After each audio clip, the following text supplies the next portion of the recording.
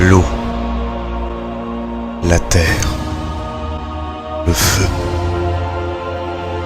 l'air. Dans les temps anciens, le monde était partagé en paix entre les grandes puissances qu'étaient les tribus du pôle Nord, du pôle Sud, les royaumes de la Terre et la nation du Feu.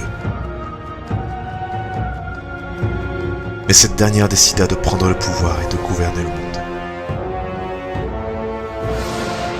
Seul l'Avatar, maîtrisant les 4 éléments, pouvait mettre fin à la guerre. Mais il a disparu mystérieusement. Personne ne savait où il était, ou ce qu'il était advenu de lui. 100 ans plus tard, la nation du Feu avance sur les terres unies des autres nations. Ils ont éliminé tous les nomades de l'air, et les différentes tribus des pôles se sont alliées avec les forces des royaumes de la Terre pour lutter contre cet ennemi commun. Lors de ces événements, le dernier maître de l'air, qui se trouve être également l'Avatar du nom de Aang, voyagea et commença une fantastique aventure aux côtés de jeunes gens du pôle Sud, le prince exilé de la nation du Feu Zuko, et une jeune fille héritière de l'une des plus riches familles des royaumes de la Terre. Ensemble, ils ont voyagé à travers le monde, affronté moult dangers et aidé beaucoup de populations de toute origine. Leur plan était de renverser le seigneur du Feu Ozai, qui a laissé sa place à sa fille Azula, pour devenir et s'autoproclamer roi Phénix, le souverain de toute terre et mer de ce monde. L'Avatar Aang et ses alliés luttèrent contre cette menace, mais l'histoire raconte que l'Avatar fut tué lors de son combat final contre le roi Phénix Ozai, lors du passage de la comète de Sozin. Des années ont passé, les seuls résistants de cette époque étaient la légendaire cité de Machu et le pôle Nord. Une paix dirigée et ordonnée par le seigneur du Feu Azula et son père le roi Phénix. Beaucoup de changements ont eu lieu à travers le monde, mais elle ne semble désastreuse qu'à cause des derniers rebelles qui mènent toujours une guerre contre cet envahisseur. Beaucoup pensent que l'Avatar est mort et que le cycle est définitivement perdu. Le monde portera à jamais les bannières du roi Phénix. Pourtant, des braises s'échappent toujours du feu, aussi faible et aussi ardent qu'il soit. L'espoir est une vertu qui ne quittera jamais ce monde. Une leçon enseignée par ceux qui ont créé cette histoire. Ces légendes qui ont changé notre monde. Ces légendes qui portent le nom des 5 héritiers.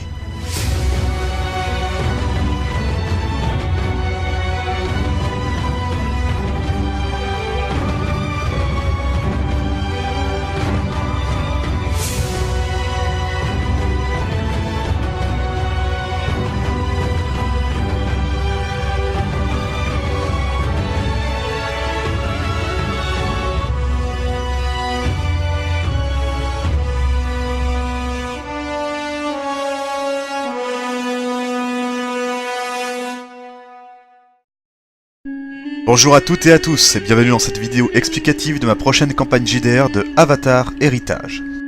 Si vous ne connaissez pas Avatar le dernier maître de l'air, je vous invite à aller la voir, c'est un vrai chef-d'œuvre et l'une de mes séries d'animation favorites. Pour celles et ceux qui n'auront pas compris les changements comparés à la série, c'est simplement la fin. En effet, le roi Phénix Ozai a officiellement vaincu l'Avatar Aang, entraînant ainsi une domination quasi totale sur les territoires des 4 nations. Il s'agit là de la seule véritable modification sur l'histoire d'origine, qui, vous vous en doutez, a eu différentes répercussions. Seule la cité de Omashu, l'un des 2 royaumes de la Terre et le pôle Nord, résiste à la Nation du Feu, qui sait pour combien de temps.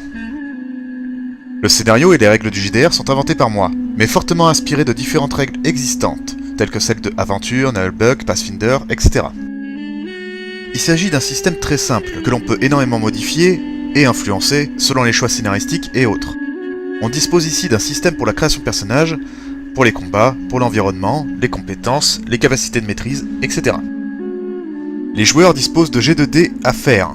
1 des 4-1 pour les points de destin, 1 des 4+2 pour les compétences, 1 des 4+1 pour les équipements au début de l'aventure, et enfin 1 des 4+1 pour connaître le nombre de capacités en début d'aventure. Maintenant je vais vous expliquer les règles. Il y a déjà les règles de réussite. Les personnages disposent d'une grille préétablie qu'ils peuvent totalement modifier à leur guise. Ils ont 220 points à répartir, en sachant que chacune des grilles doivent disposer de 10 points minimum, donc 180 points à répartir. Ceux qui ne disposent pas de maîtrise doivent répartir 140 points. Ensuite, pour faire leur test, que ce soit dans le domaine des compétences, de combat et autres, ça sera toujours indécent. Plus le résultat est bas, plus le jet est réussi. Et bien entendu, plus il est haut, plus c'est un échec. Pour réussir leur test, ils doivent faire un jet qui est inférieur au chiffre sur leur fiche. S'il est égal ou supérieur, il s'agit d'un échec. Pour faire une réussite critique, il faut faire un jet de 5 à 10, un échec critique c'est de 90 à 95. Une réussite exceptionnelle c'est de 2 à 4, un échec catastrophique c'est de 96 à 99. Et enfin, une réussite divine est un 1 et l'échec apocalyptique est un 100. Je rajoute aussi un système très particulier qui est la divination. Le joueur, ou moi-même, qui vais jouer les PNJ, peuvent tenter de deviner leurs chiffres. Par exemple, le joueur 1 choisit le chiffre 59. S'il ne fait ni dans la tranche des 50 ni son chiffre, ce sont les règles que je viens de citer qui s'appliquent. S'il fait dans la tranche des 50, il s'agira d'une réussite normale. S'il fait son chiffre exact, il s'agira d'une réussite divine. En revanche, s'il choisit un chiffre à partir de 90 au minimum ou plus, il échappera effectivement à l'échec critique, mais il fera simplement un échec. En revanche, s'il fait 90 ou plus et que le résultat n'est pas dans la tranche des 90 ou plus, il aura un point de désavantage. Le système d'avantages et des désavantages. Il faut déjà savoir qu'ils en ont maximum 5 chacun. Elles peuvent être obtenues à cause d'une action en jeu ou alors d'une action de combat particulièrement réussie. Chaque système d'avantages-désavantages permet de donner un bonus de 10 ou un malus de 10% sur leur jet. C'est un effet cumulable. Ils peuvent donc par conséquent obtenir un plus 50 à un de leurs tests, et inversement, recevoir un malus de 50% à leur test. Les avantages donnent un bonus au jet pour les joueurs qui peuvent utiliser quand bon leur semble, et au contraire pour le MJ qui utilisera les avantages quand ça lui chante. Seulement, c'est à utiliser avant de faire l'action. Et si un joueur dispose de 5 avantages, et qu'un 6ème lui tombe dessus, il peut utiliser tous ses points d'avantage pour les transformer en points de destin. Les points de destin.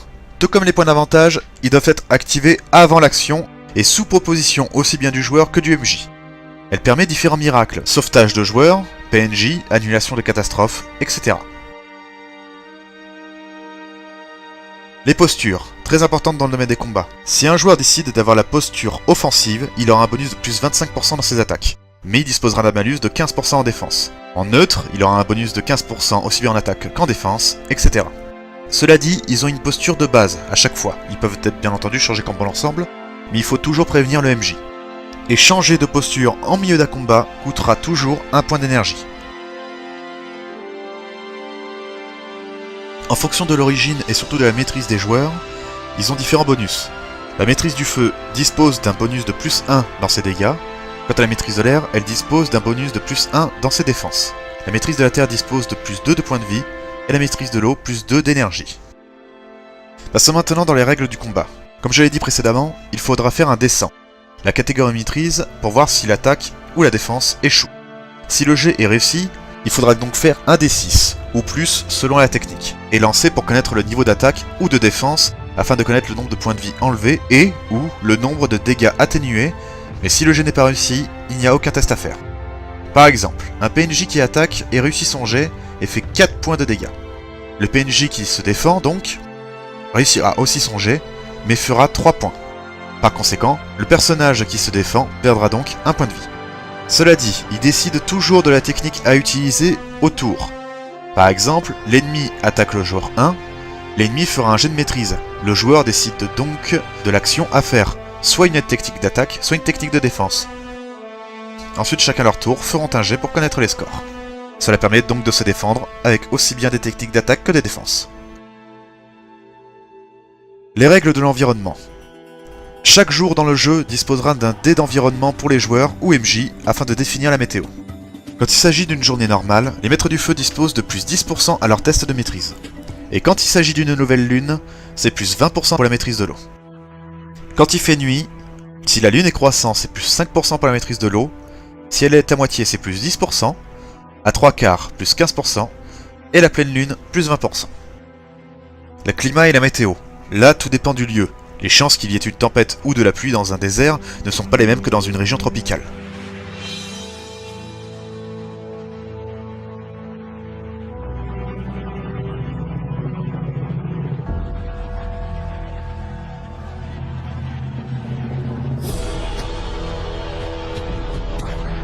Les compétences. Il s'agit là de différentes caractéristiques qui sont utiles aux personnages en fonction de leur utilisation dans telle ou telle situation. Et chacune d'entre elles dépend d'une caractéristique. Arme pour physique, bluff pour social, bricolage pour mental, etc. Enfin, les capacités et dons. Là, il s'agit de compétences très particulières qui viennent totalement de la maîtrise. Il y a une attaque et surtout une défense de base pour tous les éléments, qui constituent un des 6 d'attaque ou de défense, et qui ne nécessitent aucun point d'énergie afin de leur permettre de continuer d'utiliser leur maîtrise, même s'ils sont à bout de souffle. Les compétences de niveau 1, celles-ci demandent toujours un point d'énergie à l'utilisation. Là, par contre, l'attaque de base de niveau 1 constitue un des 6 plus 3. Et chacun dispose de ses propres compétences propres à leur maîtrise. Pour ce qui est des niveaux 2, c'est 2 points d'énergie, niveau 3, 3 points, et niveau 4, 4 points. Cependant, on ne peut apprendre une compétence que de son niveau. Les joueurs actuels étant encore de niveau 1, ils n'ont pas pu apprendre de capacité de niveau 2.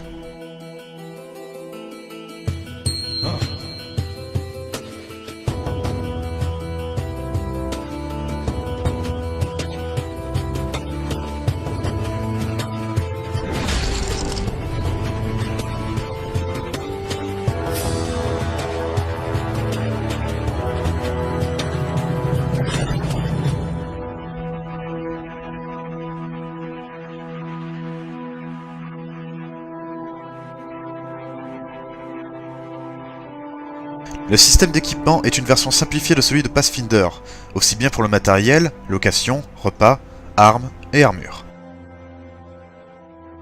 Vous savez maintenant tout sur le système du jeu. Pour ce qui est des raisons qui rassemblent nos aventuriers, ils doivent se retrouver sur l'île de Braise avec une raison et des objectifs très personnels propres à chacun dont ignorent les autres. Par ailleurs, ils ne se connaissent pas. Et c'est ainsi que débutera notre histoire. N'hésitez pas à aller voir également mes campagnes JDR sur Orléa et Pokémon Universe, les liens sont dans la description. J'espère que la vidéo vous a plu, si c'est le cas n'hésitez pas à laisser un commentaire ou mettre un j'aime, ça me fait énormément plaisir. N'hésitez pas non plus à vous abonner à ma chaîne pour être prévenu de toutes mes prochaines vidéos, notamment celles sur cette campagne. Allez, ciao les amis!